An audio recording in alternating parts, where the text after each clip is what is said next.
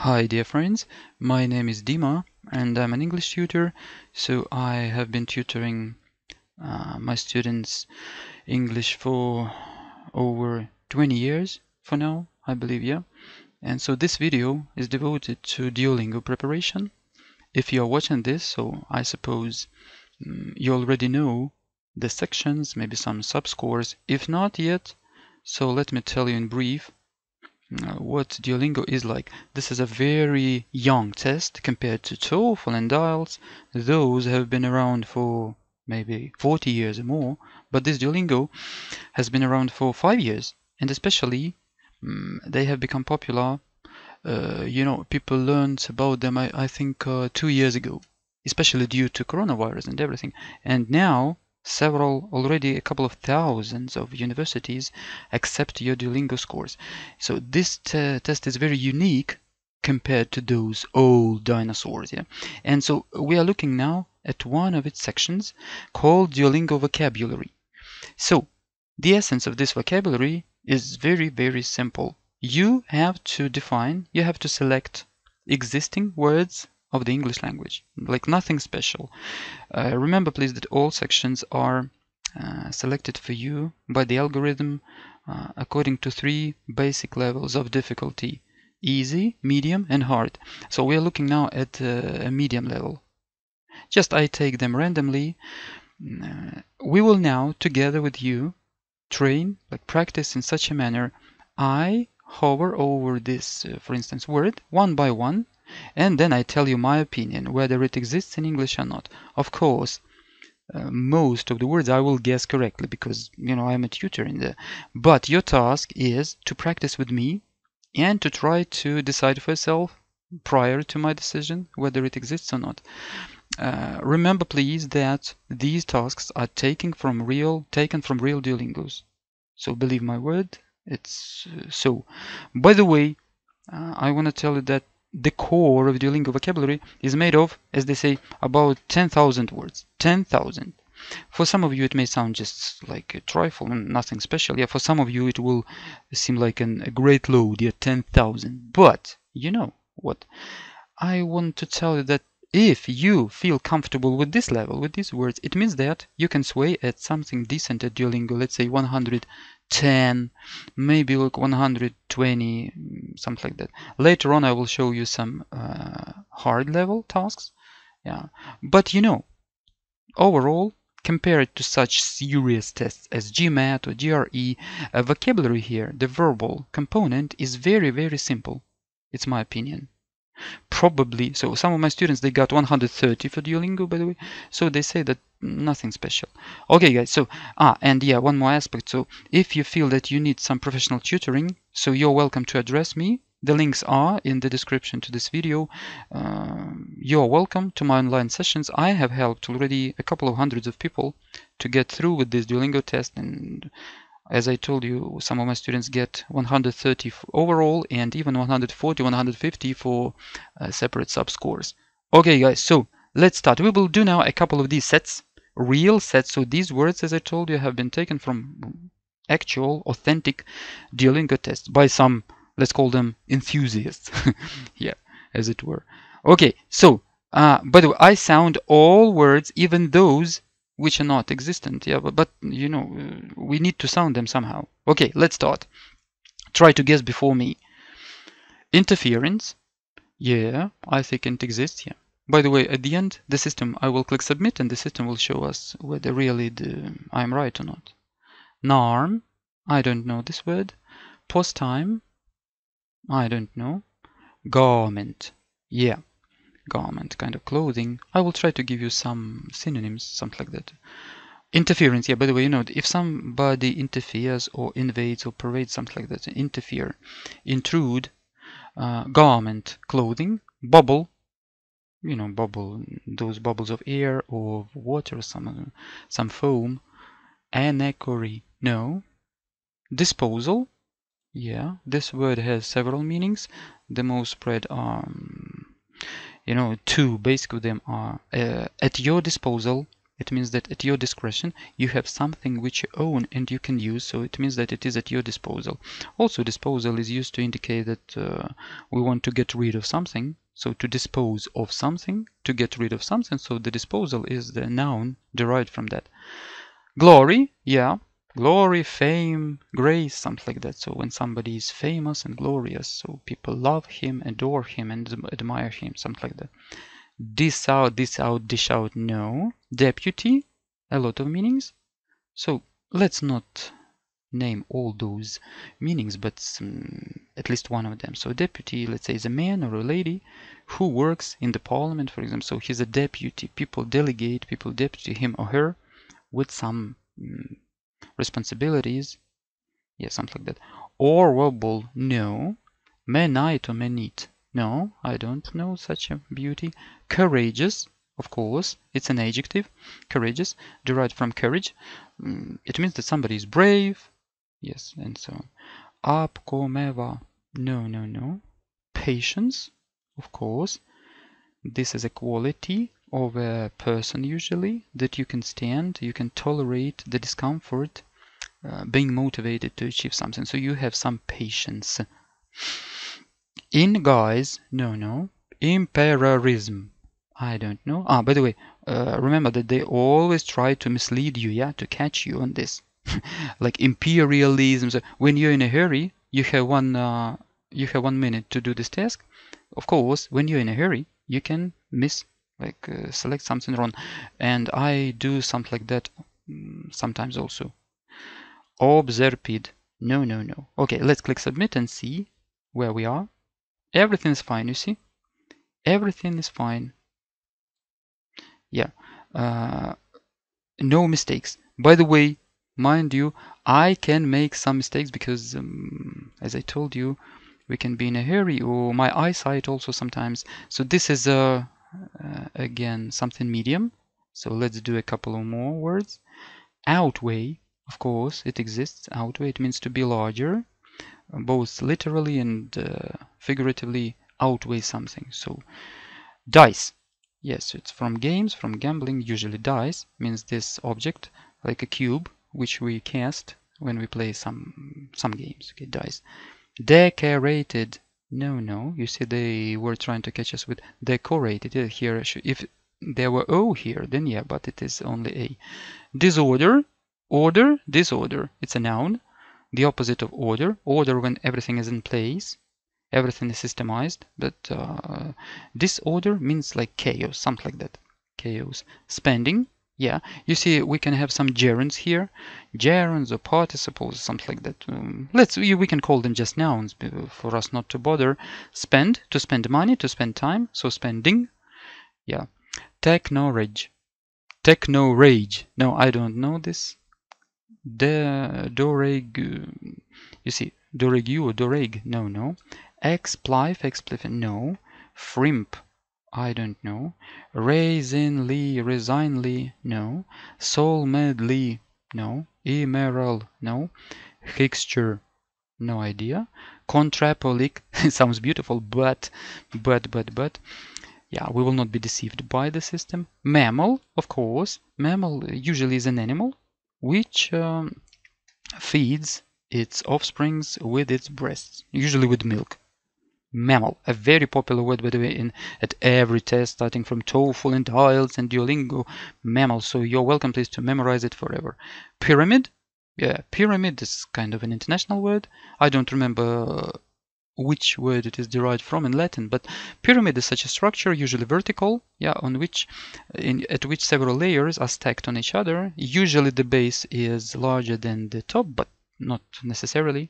Pyramid. Mind the spelling, please. You see, P-Y-R-A.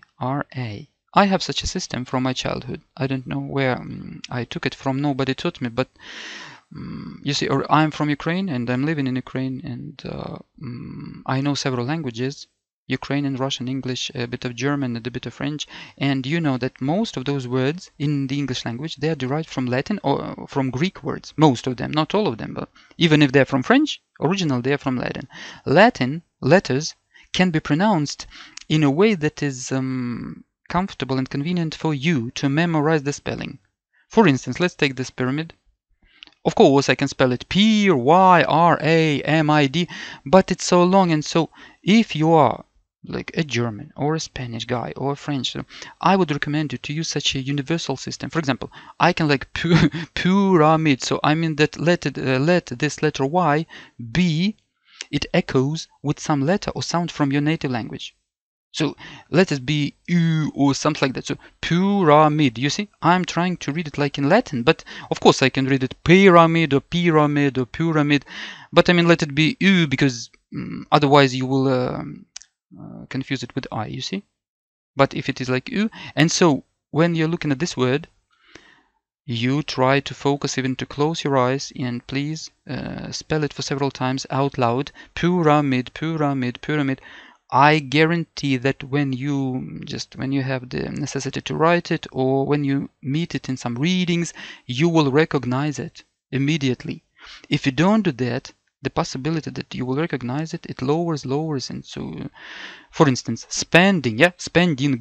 Okay, spending is nothing special. Let's say outweigh, you see? Outweigh, something like that, you see? Outweigh, just cry it out loud as I say, especially when you're limited in time before Duolingo or some other test and you want to enlarge your vocabulary greatly. You don't have time to just say, I think that it must be spelled Outweigh. It's too long, it eats a lot of energy. You don't need that because it will eat all your energy, and you have several thousands of words to work with and to enlarge your vocabulary with several thousands of words. So try to follow my advice if you please, and then you will feel the effect. Exibiote, no. Lenitive, no. They don't exist. But always they try to select such words which seem like familiar to you, because they change some, they distort here some letters, and you can be caught by it. Okay, let's click submit. See, everything is fine. We have guessed. By the way, if I chose something wrong, non-existent word, it would be highlighted with the red color. Okay, let's take one more. Easy. Okay, easy level. So if you are a beginner, I think it's just for you. So let's proceed. Through, no, I don't know this. Uniform. Okay, yeah, uniform is such a type of clothes for some specialists, or probably if it is an adjective, it means uniform, which is similar to a lot of various participants, like a uniform production of some work. It means that you do it in this manner, I do it in the like manner, he does it in the like manner, so on. Our uniform approach, like universal, something like that. Poiphori, I don't remember. Vision, yeah, vision is an international word. Vision, yeah, from Latin. Your vision, your sight, you like eyesight, but not only eyesight. Yes, it's something like how you see the world around you, your vision. Regard, of course, it has a lot of meanings. Some of them are connected with respect, some of them are connected with your attitude to something, like in regard to this connection to something. Especially, adverb, yeah, especially, it means in a specific, in a special manner. Reasonable, of course, reasonable means, I always try to select some simple explanations. Reasonable, like clever. Yeah, reasonable grounds, something like that. You remember my method, yeah? Raisonnable, raisonnable. Pronounce it to yourself several times and you will remember it forever. Jog, to run in the morning, to jog, along the street, like a physical exercise. Yeah, I think you know this. Jogging, nothing special. Challenging, yeah. It's an adjective derived from a verb, such a verbal adjective, challenging. Or not only this, of course, it can be a gerund. Challenging, you see, double L. It means challenge usually means some obstacle which you have to overcome. Sometimes you pose this obstacle to yourself, yeah. Sometimes it is posed by the surrounding world, but so challenge is a nice word. I'm sure you know this. So we add ing, suffix ing, and we have this gerund. Probably, yeah, probably it means it can happen. It may happen, but not necessarily. Probably. Unproof, no. Feed, yeah, a lot of meanings. Primarily to feed, to give food to someone, yeah, and also it's used in computer science and everything. Feed, like a feedback. Okay, let's not discuss this, it will take a lot of time. Ticket, I think everybody, starting from children, or 5-year old, they know ticket, yeah? Ticket. You see, if you're from, I don't know, Germany or France or China, you can spell it to yourself. Ticket. For example, in Latin, this C often is spelled, is pronounced th. Not always, but so if you pronounce it ticket, I assure you, you'll remember it. Compare, compare, yeah? To compare, yeah, you understand, this word exists. It means to put together and look at this one and look at this one and say what the difference between them is, to compare. This I cannot even pronounce. Sigh, no, this doesn't exist. Flood, usually it is connected with a lot of something, especially liquids, both literally and metaphorically. A flood of information, a flood of water. Waggle, no. Lightened, no. If here were E, one more E, then maybe probably yes. From the word lighten to enlighten to lighten. But here you see no E, so I think it doesn't exist. Let's check. Everything is fine. Yeah. Okay, let's take one more and then we'll finish this video. What, easy again? Okay, let it be easy. In the following videos, I'm going to show you hards and everything, so don't worry about that. Just follow my channel and everything. By the way, of course, subscribe, please. And a lot of people say that in my channels, I have several channels, these exercises have helped a lot of guys just to pass Duolingo successfully, even without any tutor or something, because all of these tasks are taken, as I told you, from real tests. Century, yeah, from Latin cent means 100, century means 100 years. Centu, and here you can spell it like, pronounce it like E or U, centuru. Yeah, lemon, I think everybody knows lemons, such a fruit, or whatever it is, lemon, very sour one. To ride, no. Per or pertion, no. Interest. Of course, if a beginner is in a hurry, he can mark it because he will confuse it with interest, where we have here at the beginning we have I, but here is no I, there is E. Say did, no. Reach, no. If there was C, then probably it would be reach, but you see there is a S, no. Perhaps, of course, perhaps, see, perhaps, you spell it. Perhaps means probably, nice word. Elsiness, no. Kept, the third form of keep. To keep something means to retain something, so this is the third form. Usual, I think everybody knows usual. Usual. Take it, no. Merching, no. Yake, no. There is yoke, but there would be O, yake, I don't know. By the way, I can be mistaken sometimes. I'm just, my eyes and my head get tired, so I can confuse something. Workbook, usually it's a copybook, a workbook where you write some exercises, something like that. Double word, compound, so workbook, nothing special. Cold, yeah, cold. Low temperature means it is cold. Born, the third form of bear. Usually it's connected with delivering children, but not only, with some other meanings. Southard, no, I don't know this thing. Let's click submit. Yes, everything's fine. Yeah, okay, friends. So I'm sure if you are a beginner and you're only getting on your way to Duolingo success, this video will be helpful to you. If you meet new words for you here, you're welcome to watch this video several times, to stop it, to pronounce, as I told you, even to go to the dictionary, to use some electronic online dictionary and see how some explanations, anything, you see, just for you to, depending upon how much time you have before your test. If you have 1 week, you don't have time to learn all those words. If you have 1 year, so it's a good idea to check all of these words.